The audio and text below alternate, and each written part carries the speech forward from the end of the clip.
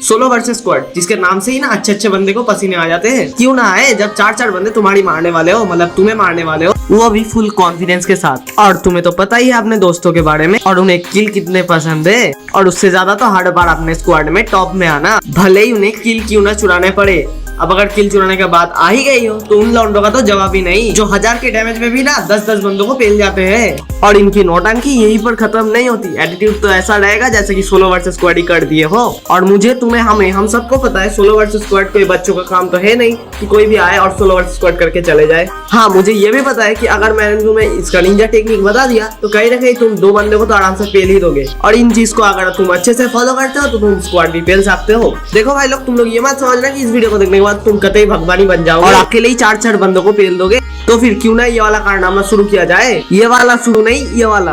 गजब बेइज्जती है। देखो, मैं अगर आप लोगों को बोलूं कि आप लोग बिना नेट के फ्री फायर खेल के दिखाओ तो आप लोग मुझे कुछ यूं बोलकर चले जाओगे, पागल है क्या। और कुछ इसी तरह मैं आप लोगों को एक और बात समझा देना चाहता हूँ कि अगर आपके पास अच्छा डिवाइस नहीं है तो फिर शायद ही तुम स्क्वाड को मार पाओ। वो बात अलग है कि कुछ बंदे के पास अच्छा डिवाइस होने के बावजूद भी वो लोग घंटा नहीं उखाड़ पाते, तो उन लोगों के लिए दिल से बुरा लगता है।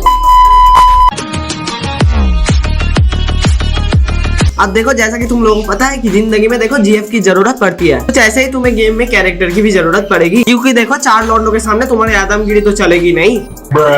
तो इसीलिए ही तो कैरेक्टर कॉम्बिनेशन की बात हो रही है। अब जब हो ही रही है, मैं भी यूज करता हूँ, तुम्हें भी यूज करना पड़ेगा। जैसे कि हमारे के कैरेक्टर को ही ले लो। अब बात आता है के कैरेक्टर तुम्हें कब काम आएंगे, तो तुम्हें जब 4 बंदे भगाएंगे और तुम भागोगे, अगर भागते भागते थोड़ा सा भी डैमेज लग गया तब उस वक्त के तुम्हारे उन जख्मों पर मल्लम लगा देंगे। तो सीधी सीधी बात है, के है एचपी के लिए, जोटा एक्स्ट्रा एचपी के लिए, एंड एंड्रयू हमारे बेस्ट को रिपेयर करने के लिए, एंड के का गर्लफ्रेंड को ही ले लो, के लिए भगाने के लिए। और इस वाले कैरेक्टर कॉम्बिनेशन का तुम कस्टम छोड़ के हर जगह यूज कर सकते हो। कस्टम के लिए बस इसी स्किल स्लॉट के अंदर स्काईलाइट यूज कर लेना। तो देखो, अब सबसे पहले जो बात आता है वो है आपको फाइट कैसे लेना है। मतलब आपके सामने अगर स्क्वाड है तो आपको फाइट क्लोज रेंज पे लेना है या फिर लॉन्ग रेंज पे लेना है। और अगर मैं बोलूं तो ये वाला डिसीजन तुमको अपने से ही लेना पड़ेगा। अब वो कैसे, तो देखो, अगर तुम्हारा क्लोज रेंज फाइट अच्छी है तो तुम क्लोज रेंज पे फाइट ले सकते हो। और अगर सामने वाला जो एनिमी है वो ज्यादा मूवमेंट नहीं कर रहा है तो तुम आसानी से उसको क्लोज रेंज फाइट ले सकते हो। और अगर आपका एनिमी अच्छा है तो फिर आपको कोशिश करना है मिड रेंज पे रहकर फाइट करने का, क्योंकि अगर आपका एनिमी अच्छा है और अगर तुम गलती से भी उसके बीच में घुस गए ना तो फिर तो तुम्हें भगवानी बचा है। तो आप लोग समझ गए ना, एनिमी को देखकर डिसीजन लो, फिर क्या, पेल दो।